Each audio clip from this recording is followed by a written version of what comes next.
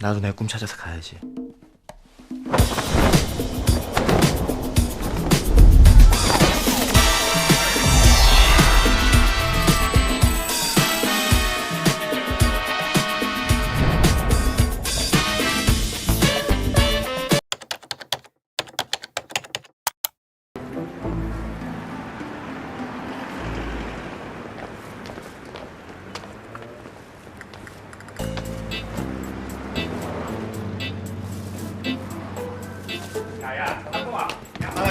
알겠어요. 연락할게요. 세상이 바뀌네. 있어서. 위원님. 들어가시죠. 알잖아요. 야, 그래, 알았어. 아니, 그러니까. 아니, 그러니까 알았어. 미안해요. 아니, 들어봐봐. 야, 왕기야, 이거 저 두고 갈게.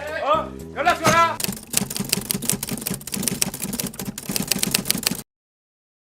저는 이 영상을 보면서 마음 한편에 짠한 마음도 들었습니다. 실제로 이렇게 영업을 하시는 분들이 있거든요. 그렇지만 이게 쉽게 잘 되지는 않아요. 저는 10년이 넘는 시간 동안 법률사무소를 직접적으로 찾아간 적은 없습니다. 그렇지만 인터넷을 보고 법률사무소에서 저를 찾아오거나 저에게 연락이 왔던 적은 여러 번 있었습니다. 혹시 강대만 씨라고? 오셨군요. 좀 앉으시죠. 네, 앉으십시오. 차는 뭘로? 녹차? 커피? 약혼자가 과일 사러 나갔다가 돌아오지 않아서 실종 신고도 바로 했는데 기다려보라고 하더니 기차에 치여서 사망했다고. 에? 자세히 좀 얘기해 주실래요?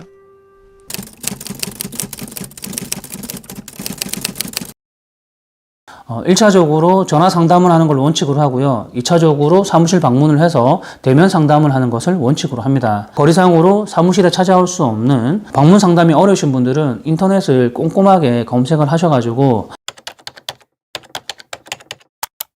이 업체가 실제로 있는 업체인지 이름을 검색을 한번 해보세요. 그리고 홈페이지에 들어가가지고 이 업체의 양력도 확인해 보시고 이 전화번호와 이 대표자의 이름이라던가 주소가 맞는지 이런 부분들을 정확히 파악을 해보시고요. 이 대표자를 신뢰할 수 있는 그런 게 아니라면 현금 거래는 되도록이면 피하시는 게 좋을 것 같습니다.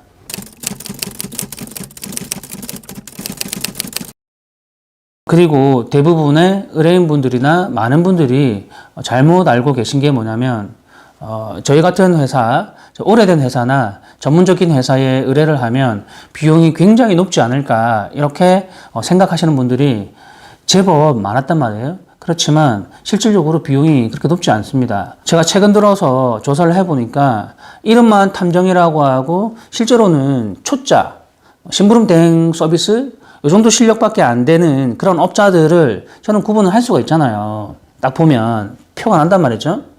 그리고 업력이 얼마 정도 되는지 딱 보면 나온단 말이에요. 의뢰인분들이 그런 데다 전화를 해서 저한테 다시 전화가 오거든요. 거기는 얼마를 받더라 이런 얘기를 한단 말이에요.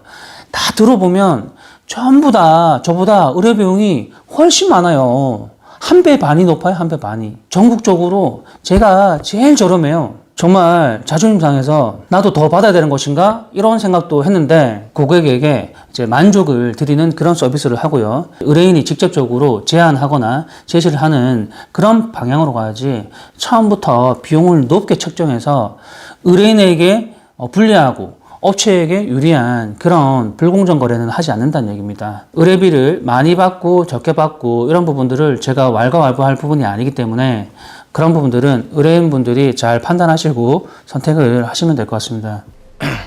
이런 상황에 이런 말씀드리는 건 좀 그런데 저희가 살인사건 전문이기도 하고요. 잘 찾아오신 건 맞습니다만 살인사건은 단가가 워낙 세서 위험 부담도 좀 크고요. 자, 5천만 원이면 될까요?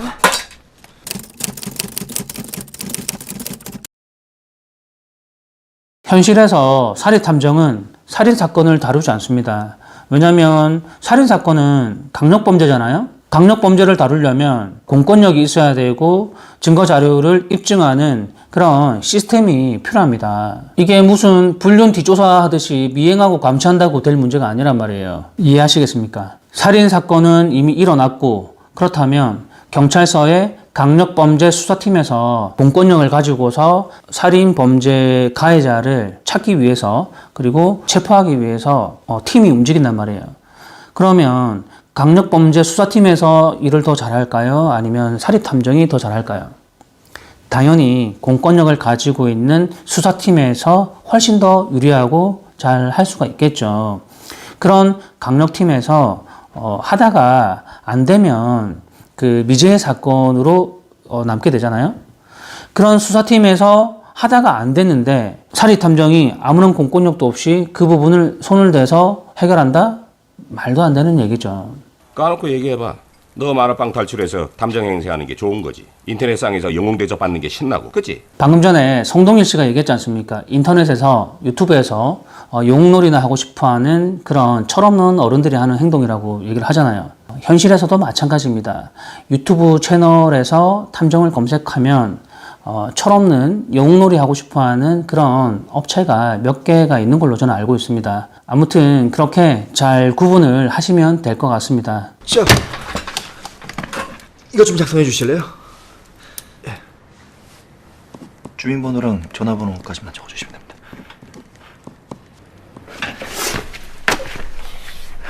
서희영 고객님, 저희한테 맡기셨으니까 이제 안심하셔도 됩니다.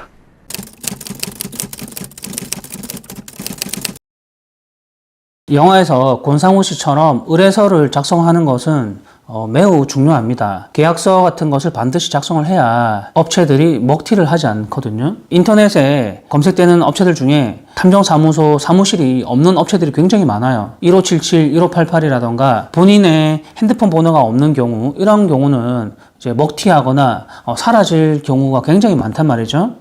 그래서 대포통장이나 대표자의 이름이 아닌 다른 명의의 계좌로 입금이 되거나 이런 경우 뭐 300만 원, 500만 원씩 입금했는데 갑자기 연락이 안 된다. 그러면 여러분들은 황당하지 않겠어요?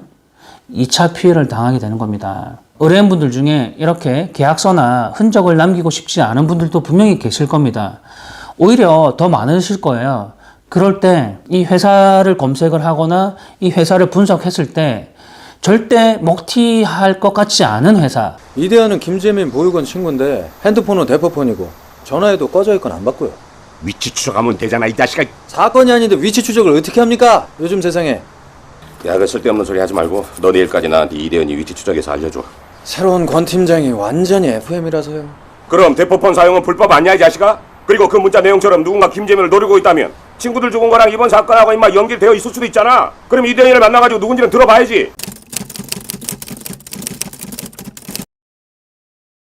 대포폰이라는 것은 일반인이 부정한 목적을 가지고서 다른 사람의 명의로 된 핸드폰을 사용을 하는 것을 대포폰이라고 얘기를 합니다. 단순히 대포폰을 사용하고 있다는 그 이유만으로 경찰이 불법 행위를 저질러 가면서 그 사람의 핸드폰을 위치 추적을 한다면 통신비밀보호법에 위반이 되고 위치정보보호법에 위반이 된단 말이에요. 제가 앞전 시간에도 설명을 드렸지만 위법수지 증거 배제의 원칙은 수사기관에서 적법한 절차 없이 영장 없이 증거 수집을 하게 된다면, 수사를 하게 된다면 증거의 효력이 없다라고 얘기를 했잖아요. 그리고 경찰은 불법 행위를 저질러서 수사를 하면 안 되는 그런 위치에 있는 사람입니다. 그렇기 때문에 성동일 씨의 이런 발언은 경찰 간부, 레전드라고 얘기를 하는데 전문가의 발언은 아니라고 생각을 하시면 될 것 같습니다. 아, 이분들 진짜 너무 성급하시네, 진짜. 뭐야? 무슨? 무잖아! 뭐야? 봐봐. 안 되니까. 아니, 사람들이 그렇게 인내심이 없어서 큰일들 하시겠어? 인내심. 아니 이걸 아이, 인내심. 아! 인내심에 다 한계가 있어, 이 새끼야. 예. 빨리 해. 예, 마지막 내 모습이야. 봐요. 이제 이대현이 동영상을 누르면 그쪽 핸드폰에 해킹 프로그램이 깔리면서 오케이. 이제 완벽하게 이대현의 핸드폰입니다. 잘했어, 동생.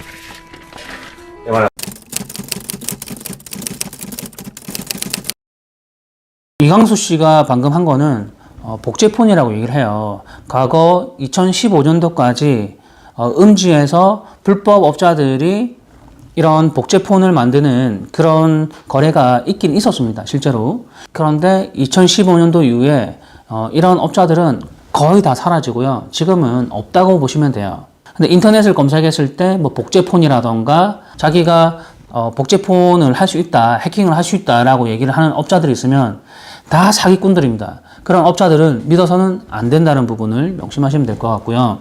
그렇지만 2004년도 후반에 세이클럽이라는 채팅 사이트가 있었거든요.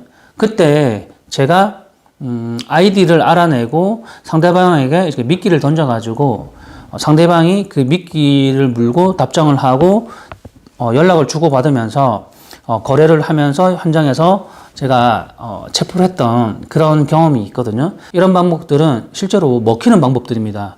이렇게 창의적인 아이디어를 만들어서 그 범인을 찾거나 이제 체포하는 그런 경우가 허다하게 많이 일어납니다. 제가 대학교 다닐 때 제 전공 분야가 정보통신이거든요.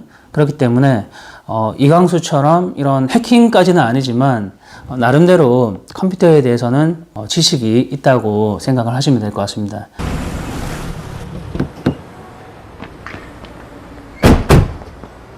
DJ 집이 어디야? 401호요. 여기? 4층이지? 다 치웠네.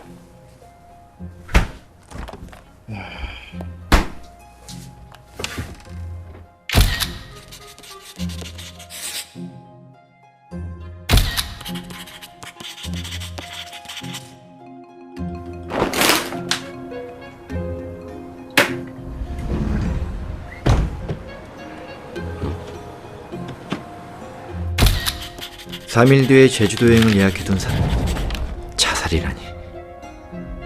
탐정이라고 해서 남의 집에 들어갈 수 있는 권한은 없습니다. 남의 집에 들어가기 위해서 여기 보시면 빈집이잖아요. 빈집 같은 경우는 이제 부동산 업자나 아니면 관리인이 있을 겁니다. 이 관리인에게 허락을 받고 들어가는 건 괜찮습니다. 보통 이런 영화라던가 인터넷에서 그리고 유튜브 홍보 영상을 보고서 저한테 전화가 많이 걸려옵니다. 탐정을 하면 저에게 교육을 받으면 돈을 많이 벌 수 있냐, 이런 전화가 오고 이런 문의가 오거든요. 한번 생각을 해보십시오.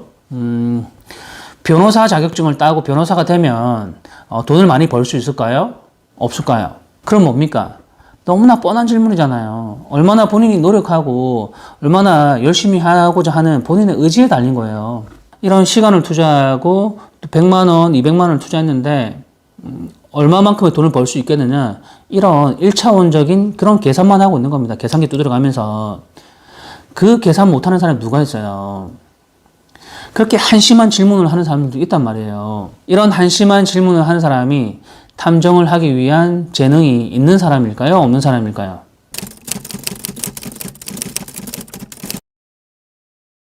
인터넷에서 홍보하는 그런 홍보 문구들 중에 가장 많은 게 배우자 부정행위, 불륜행위에 대한 것들 뿐이지 않습니까? 유튜브에서 보더라도 불륜행위들 말고는 거의 없어요. 모텔에서 뭐 잠복하는 이런 내용들이라던가 그런 영상들밖에 없단 말이에요. 제일 만만하고 제일 쉬운 일들이니까 그런 부분들만 이제 홍보한단 말이에요. 그렇기 때문에 그런 일들만 맡게 되는 겁니다. 앞에서 설명을 했듯이 자신은 탐정이라고 홍보를 하고 있지만 실질적으로 수준은 심부름 대행 서비스 그 정도의 수준밖에 안 된단 말이죠. 뭐 그렇다고 해서 그 사람이 뭐 제가 탐정이 아니다 이런 말을 할 수 있는 자격은 없습니다. 제가 그 사람들의 자유니까. 그런데 이런 업자들이 대부분이란 말이에요. 너무나 많은 사람들이 쉽게 접근했다가 쉽게 사라진단 말이에요. 항상 돈을 쉽게 벌면 쉽게 쓰게 되듯이 쉽게 배우면 쉽게 포기하게 되고 다른 일을 쉽게 찾는단 말이에요. 저는 17년째 이 일을 하게 되잖아요. 얼마나 많은 노력을 하고 탐정 직업을 연구를 하고 불법성 탐정 프레임을 씻어내고 탐정 직업에 대해서 책을 4권이나 쓰고 오랫동안 노력을 했지 않습니까? 그렇기 때문에 쉽게 직업을 바꿀 수가 없는 겁니다. 이런 원리가 있는 거예요. 그 업체들의 홈페이지에 산업 스파이 조사 이런 문구가 있다고 해서 그 업체가 산업 스파이를 한다 그런 게 아니고 사리 탐정이 산업 스파이 조사도 할 수 있다. 뭐 이런 식으로 받아들이면 되지 않을까요? 사리 탐정이 산업 스파이 조사도 할 수 있다. 그러나 우리는 할 수 없다. 실력이 안 돼서. 그렇게 받아들이면 되지 않을까요? 산업 스파이는 국가정보원이라던가 이제 경찰청에 따로 그 수사하는 수사 부서가 있습니다. 그리고 일반 저 같은 그 민간 회사 같은 경우는 그렇게 규모가 큰 산업 스파이보다 일반 중소기업의 영업 비밀 침해죄 이런 부분 관련해서 조사를 하게 되는 거고요. 그런 중소기업이라 할지라도 CEO라던가 임원들이 업체들을 잘 보겠죠. 그렇기 때문에 이런 초짜 업체라던가 신생 업체들에게는 의뢰를 맡기지 않습니다. 저 같은 회사에 의뢰를 맡기는 것도 신중하게 평가를 해보고 맡길지 말지를 고민을 한단 말이에요. 그런데 이제 갓 생긴 신생 업체라던가 초짜 업체의 그 회사의 중요한 부분에 대한 그런 내용을 과연 맡길까요? 안 맡긴다는 거죠. 지금까지 탐정 리턴즈 영화를 통해서 탐정 직업에 대한 궁금한 점 20가지에 대해서 인터뷰를 해봤습니다. 저의 영상이 유익했다면 좋아요, 구독 눌러주시기 바랍니다. 다음에 또 뵙도록 하겠습니다.